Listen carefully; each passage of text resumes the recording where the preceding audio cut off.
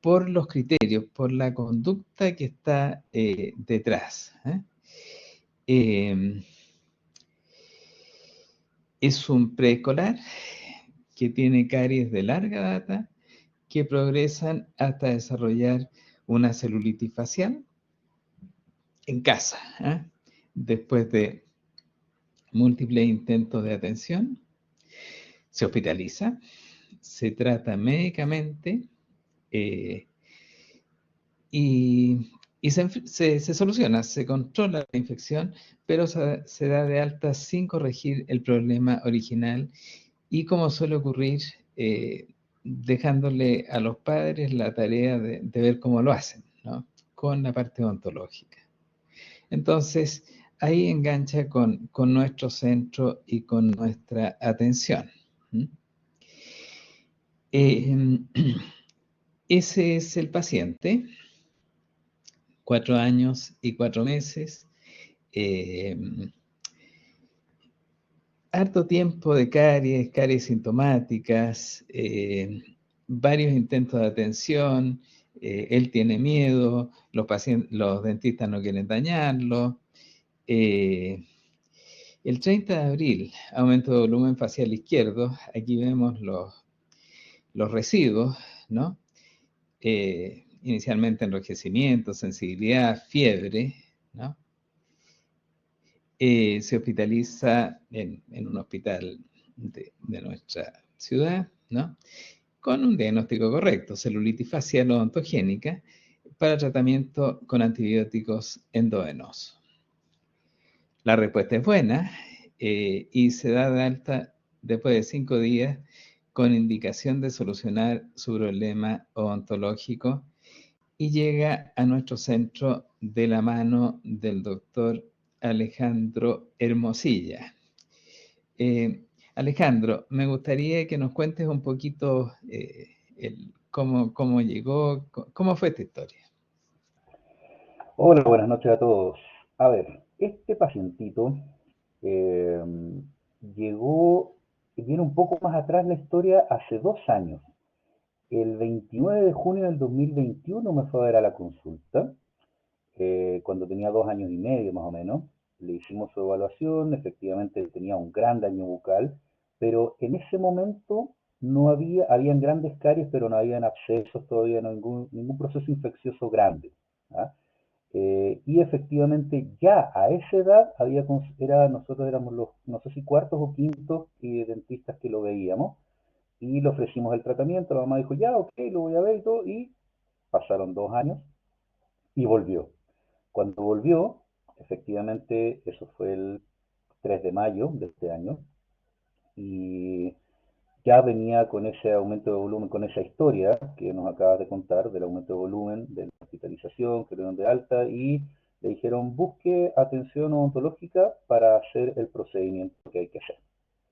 Ahí es donde llegó a nosotros, y efectivamente el daño, en comparación con 2 años antes que lo habíamos visto, donde no se había realizado ningún procedimiento dental, había aumentado muchísimo. O sea, ya habían accesos completos, habían muchas cosas que también les voy a contar cómo las resolvimos, pero había una problemática mayor porque el paciente ya tenía muchos más traumas, porque en esos intertanto de años intentaron ir y muchos no se pudo hacer, y ya tuvo que llegar a la hospitalización, donde se generaron más traumas también porque lo tuvieron ahí varios días, eh, con endovenoso, con antibióticos, con todo el ajetreo que aporta el hospital, digamos.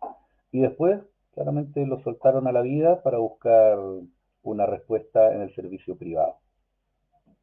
Y ahí es donde nos encontró a nosotros, y de ahí ofrecimos el tratamiento en el fondo. Y el paciente venía muy complicado, él por miedos, la mamá también ya estaba en las últimas, digamos, llevaba mucho tiempo buscando esta alternativa, y efectivamente ya venía, aparte del aumento de volumen que se veía asociado al tratamiento que estuvieron hospitalizados, ya se veían muchos otros abscesos que hace 2 años no estaban. Por lo tanto, ya el daño era muy grande, y bueno, después les cuento la parte de lo que tuvimos que hacer con el par de tratamientos. Pero ya venía con mucho daño psicológico el paciente, y la madre también. Bueno, le hemos dedicado bastante espacio, ¿no? A esta historia del daño psicológico, de la huella psicológica, de los cambios que involucra esto. Entiendo que hablamos de cómo el daño psicológico incluso puede ir más allá del propio paciente. En este caso, Alejandro apunta muy bien a lo que pasa con la madre, al problema de la familia viviendo esto, ¿no? Eh, Otros antecedentes. Eh, Velonefobia, fobia a las agujas. Y se comprende. Eso está escrito más abajo en el examen físico, una cicatriz frontal,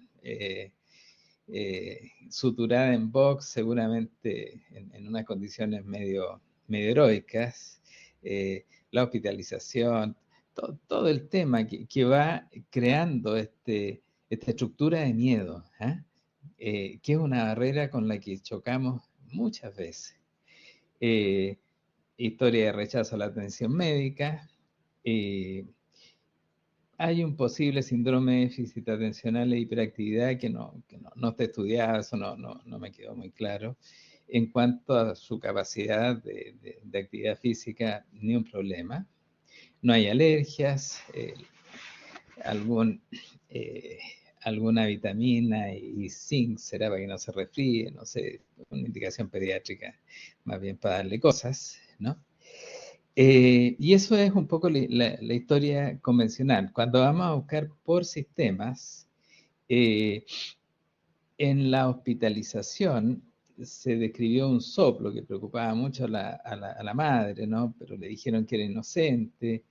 Eh, Esos son diagnósticos muchas veces estigmatizadores, que es bien importante preocuparse de que los pacientes los comprendan, reforzarles. ¿Por qué? De hecho, ese soplo yo no lo encontré. Y probablemente estuvo en un momento de circulación hiperdinámica en un niño chico, etc. Pero el decirlo, hay que ser cuidadoso, ¿no? Hubo una bronquitis, problemas gastrointestinales, la madre pensaba secundaria a los antibióticos que ya vienen regresando. Y entonces, con todo esto, formulamos, se formula un diagnóstico. Eh, ¿Cuál sería ese diagnóstico, don Enrique?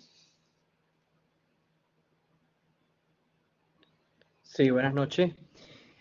Bueno, entonces, entre el diagnóstico que pudimos ver con este paciente, yendo, digamos, desde lo más teológico, es un paciente que entra en la categoría por la edad y por lo que presentaba a nivel intrabucal dentro de lo que es la caries severa de temprana, de la infancia. Como el doctor ya había comentado, un paciente preescolar que, bueno, tenía un estado eh, bucal con una gran cantidad de lesiones cariosas en relación a su edad.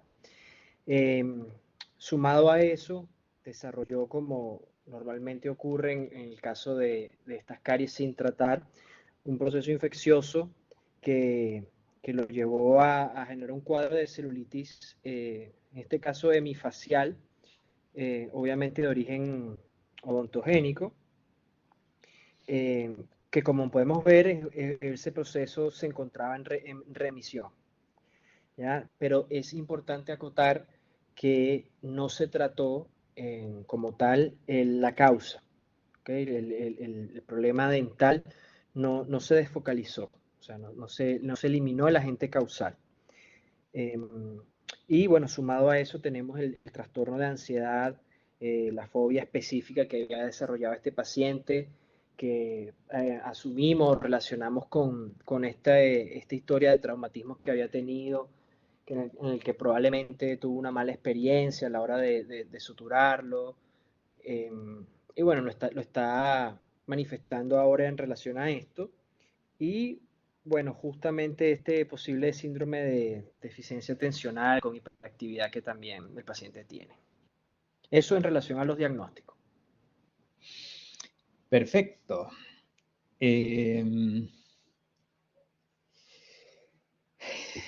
Entonces, no es un caso, como digo, distinto a varios que hemos atendido, y aquí,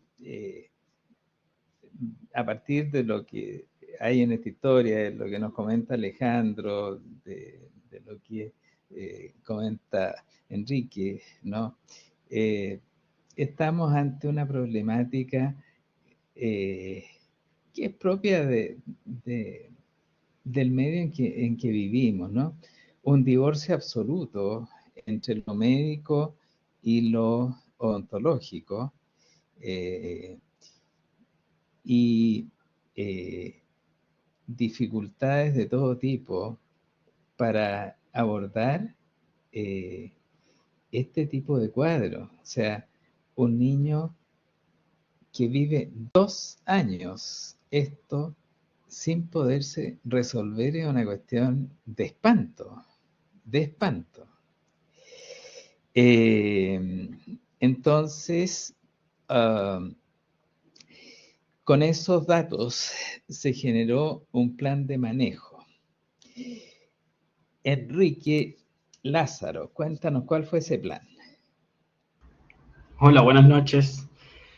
Bueno, un poco el manejo de este paciente es, como decíamos, no es muy distinto a lo que hacemos todos los días. En primera instancia, la atención con apoyo anestesiológico debido, obviamente, al trastorno, a la huella psicológica que podríamos generar en el paciente, y previo a eso, la sedación intensa por vía oral. En este caso, bueno, la olanzapina, el Zolpidem, el chocolatito que le damos, era muy importante también para evitar este daño psicológico que no queremos provocar en el paciente, un daño que ya tiene, no queremos agravarlo, obviamente. Y desde la parte dental se realizaron radiografías intraoperatorias para apoyar el diagnóstico que ya teníamos y además identificar cualquier otra patología que pudiera aparecer, otra alteración que pudiera tener desde la cavidad oral. Y muy importante, obviamente, fue la defocación. Aquí es una parte muy importante del manejo, es tratar la causa etiológica de esta celulitis facial odontogénica. Y además, en este caso, no fue necesario, como en muchos casos, realizar exámenes de laboratorio en interconsulta, y con la particularidad de que los diagnósticos de las infecciones odontogénicas son eminentemente clínicos, y están más basados en la anamnesis, en la exploración física, en la observación, así que está un poco de más los exámenes de laboratorio, ya teníamos un diagnóstico, así que había que proceder bien con el manejo, y dentro del manejo lo más importante es enfocar y eliminar esta etiología, esta agente causal. Fue un poco lo que se hizo. Perfecto. Entonces, ese era nuestro plan. Larga conversación con la madre, preparándola, explicándola, y todo bien, ¿no? Ahora llega el día de la intervención y al ingreso, entrando al ICEPOE, ustedes saben que controlamos temperaturas, ¿no? Resabio de 39.5 grados Celsius. Plop. Había un poquito de tos, y entonces la primera reacción, y yo me sumo, ¿no? Fue, bueno, se suspende. O sea, con esa temperatura, so sorry, digamos, ¿no? El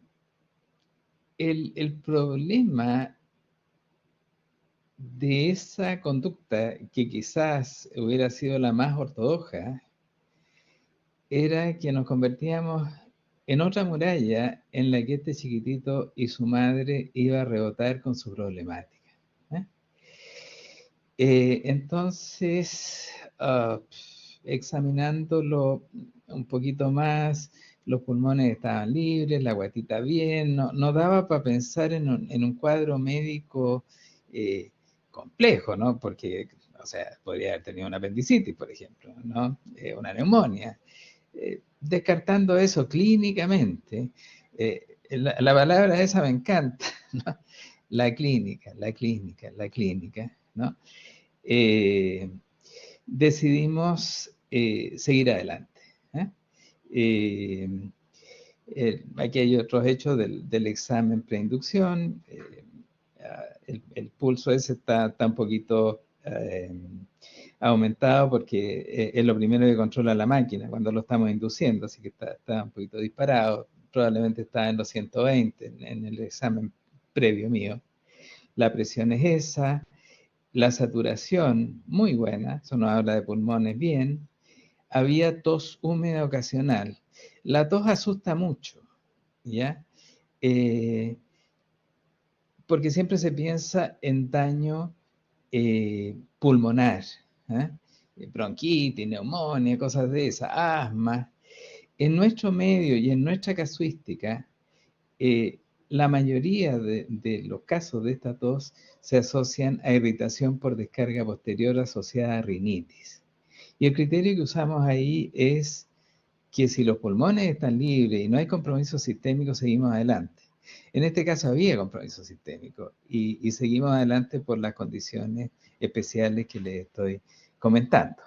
No se había distrezado, ¿no? No había disnea, no había nada. Estaba la cicatriz frontal que les mencioné antes y que es una tontera como hallazgo, salvo que nos da la pista de esa experiencia, del cómo fue, de qué pasó, de que a lo mejor eso es marcador y nos puede complicar a nosotros en lo que se llama una fobia vicariante, ¿no?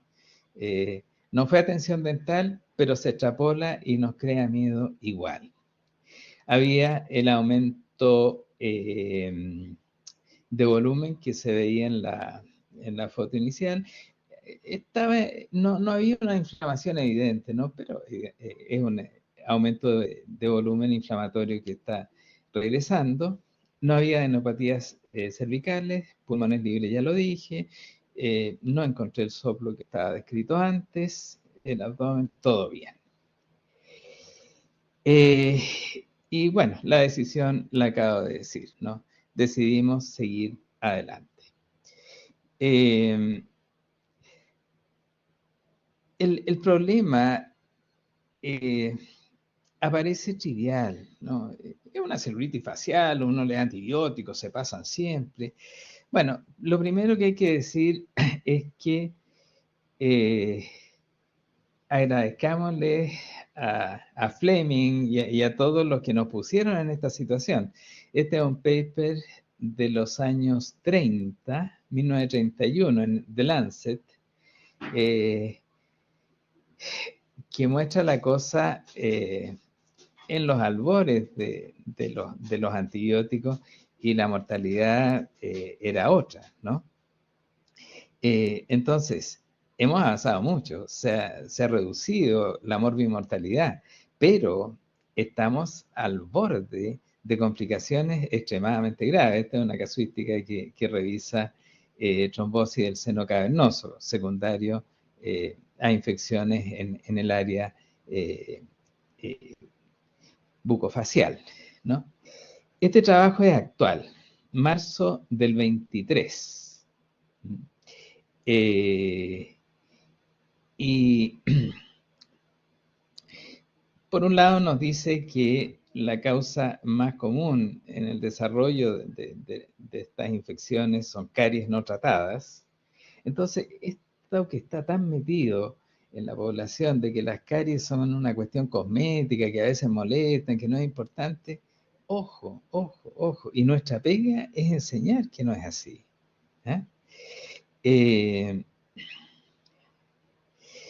Ahora, ¿cómo habría que manejar esto?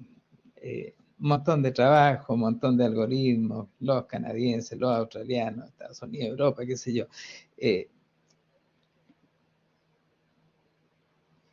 Lo que es consenso, ¿no? Es que es grave, es que cuando la cosa está en el nivel en que está en este niñito hay que hospitalizarlo, en eso estuvieron bien, pero aquí falla la cosa, en lo segundo que está subrayado. Trabajo multidisciplinario. Trabajo multidisciplinario. Y esto yo lo viví en varios de los hospitales por los que me di vuelta.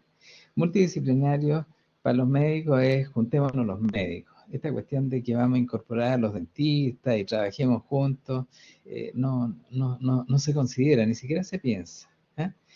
Le sacamos la infección y vaya a ver cómo se la arregla. Y pacientes como estos hemos atendido desde hospitales, desde clínicas, la misma historia, incluso hospitalizaciones en UTI y después vaya a ver cómo le arregla los dientes. Y dice acá que el tratamiento precoz definitivo cambia el pronóstico. Entonces, este chiquitito realmente nos llegó en un riesgo vital, ¿no? Complicaciones, no pretendo para nada alargarme en esto, pero estuve mirando no solo cuáles son las más citadas, sino que puse entre paréntesis la mortalidad actual. Esto es hoy, no antes de los antibióticos. Entonces, la mortalidad, el riesgo de mortalidad de este chiquitito por la celulitis facial, a un paper bastante reciente y del mundo civilizado, ¿no? 4.29%. Si esto por alguna razón avanza la trombosis del seno cavernoso, que en la época del paper que yo les mostré era el 100%, bueno, hemos mejorado, 8%. Angina de Ludwig, 8%. Fasciitis necrotizante, 10 a 40%. Abscesos cerebrales, 20%. Esto es mortalidad. No estoy metiéndome con morbilidad, que es otra cueca. Mediastinitis, 11 a 35%. Sepsis, 27 a 42%. Entonces, esto es lo que teníamos en mente cuando seguimos adelante, ¿no? En realidad, yo me esperaba un intraoperatorio mucho más dramático, más inestabilidad, más manejo. La verdad fue un caso bastante habitual, ¿no? Los fármacos que están ahí puestos son los que usamos habitualmente. Quizás quedamos un poco cortos con el Solpidem, pero nada distinto de lo que hacemos siempre. Aquí está el devenir intraoperatorio de los signos vitales. Están registrados cada 5 minutos. La frecuencia cardíaca, ustedes ven que fue bajando en la medida que avanzábamos en la intervención. Sube al final, pues se está despertando. La presión arterial, la hemodinamia, que es el gran susto de abordar un paciente con un ambiente medio séptico, estuvo absolutamente estable, sin necesidad de ningún apoyo de ningún tipo. Y la temperatura vemos cómo se derrumbó rápidamente y del 39,5 de cuando cruzó la puerta bajó a 37 y algo, ¿no? La oxigenación perfecta.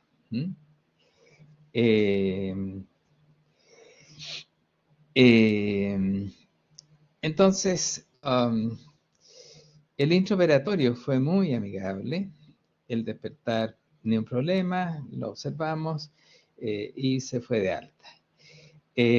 Aquí está el trabajo del doctor Hermosilla y le vamos a pedir que nos cuente un poquito de esto, pues, los hallazgos que hubo. Podríamos haber puesto la radiografía, no se me ocurrió. Pero tú nos vas a contar.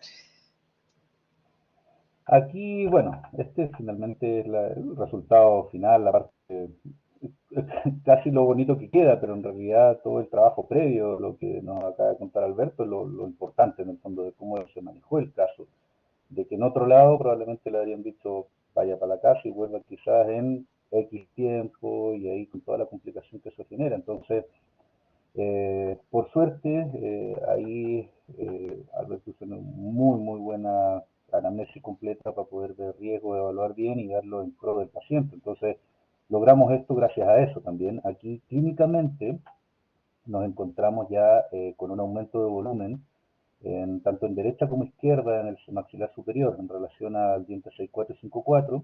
Teníamos unos abscesos, aumento de volumen en fondo vestíbulo. Uno de ellos es el aumento de volumen que había tenido hace un tiempo atrás, que ya no estaba en remisión, sino que venía de vuelta. Y también tenía absceso marginal abajo a la derecha en base al diente 8.4 por vestibular. Y aparte de eso, había una gran destrucción coronaria con un mal pronóstico rehabilitador del diente 7.4. Entonces, viendo radiografías, nos encontramos con que lamentablemente tuvimos que extraer todos los primeros molares temporales, ya sea el 6.5.4, 6.4, 7.4 y 8.4, y hacer los segundos molares temporales los pudimos salvar sin necesidad de hacer tratamientos pulpares, sino que solamente unas restauraciones en composite más amplias. Y el sector anterior, que es lo que se ve ahí en la imagen, por suerte, no tuvimos que hacer ningún tratamiento pulpar tampoco, incluso ahí en la 6.2, que se puede ver un poco más debilitada, pudimos hacer un buen desgaste como preparación coronaria y después rehabilitar en base a composite con coronas a mano alzada.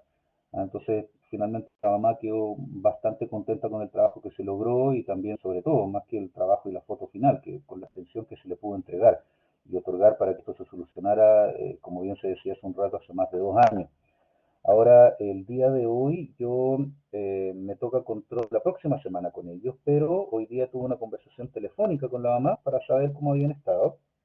Me dijo que Agustín estaba con bastantes evaluaciones de por medio y por eso no habían podido ir a la consulta, pero que en general han dado súper bien, han estado súper contentos ambos, la mamá porque ya se resolvió el tema, ya no hay urgencia, su hijo está funcionando, Agustín porque anda feliz con su dieta dando vuelta por todos lados, mostrándose a todo el mundo.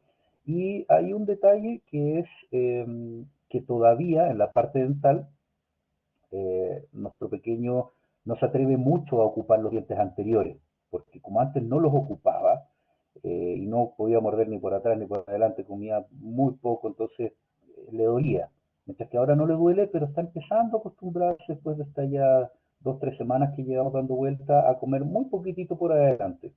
Pero lo está empezando a hacer. Todavía le da un poco susto, pero ya lo empieza a hacer. Así que ahora es cosa de tiempo y que vayamos controlándolo también para ir sacando algunas otras fobias dentales que ha agarrado en este tiempo y poder mejorar en el fondo la condición bucal de aquí para adelante. Que todo borrón y cuenta nueva y ahora vemos el futuro nuevo, cambiado totalmente, gracias a que se pudo y se puede hacer una buena atención, gracias a un buen diagnóstico también y plan de tratamiento adecuado.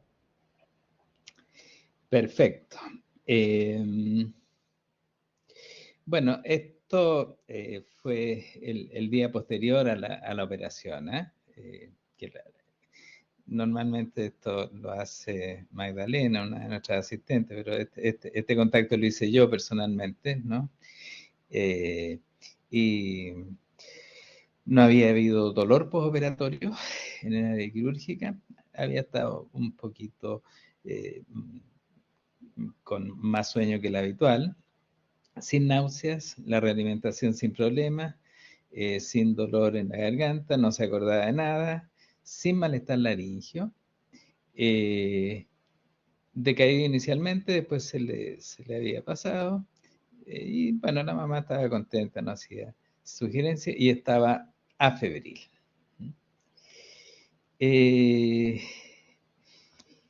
Bueno, va a ser interesante que Alejandro nos cuente cómo sigue. Ahora, este chiquitito sigue dañado, o sea, hay un trabajo ontológico y Alejandro lo va a tener que seguir. La psique está dañada, ojalá se pueda manejar bien y no vuelvan a hacer tonteras. Y bueno, para nosotros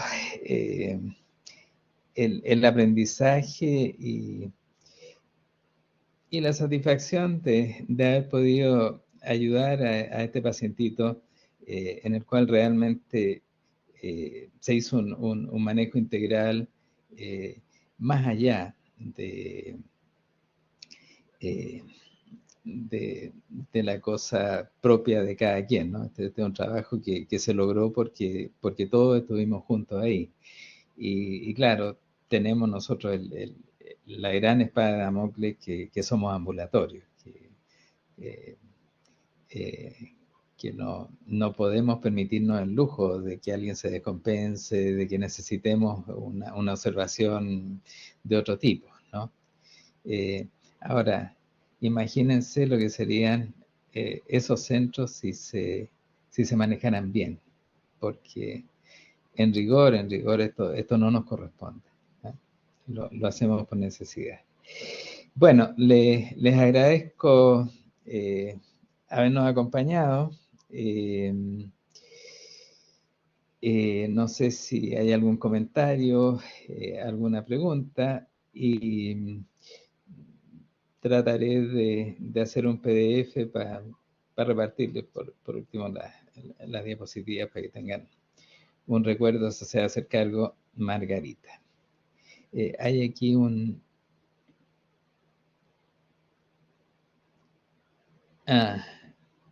la Fernanda preguntándole a Alejandro. Y Alejandro contestándole. Ok.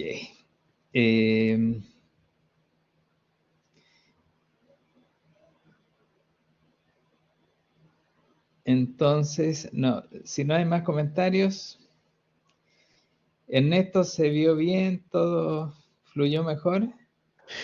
Todo sin ningún problema y se generó la grabación, que era uno de los errores que habíamos tenido la vez anterior, que yo asumí que usted grababa, usted asumió que yo grababa, pero ahora quedó grabado. Así que para los que no pudieron estar, va a estar el resguardo. Perfecto. Bueno, insisto, infinitas gracias a Ernesto.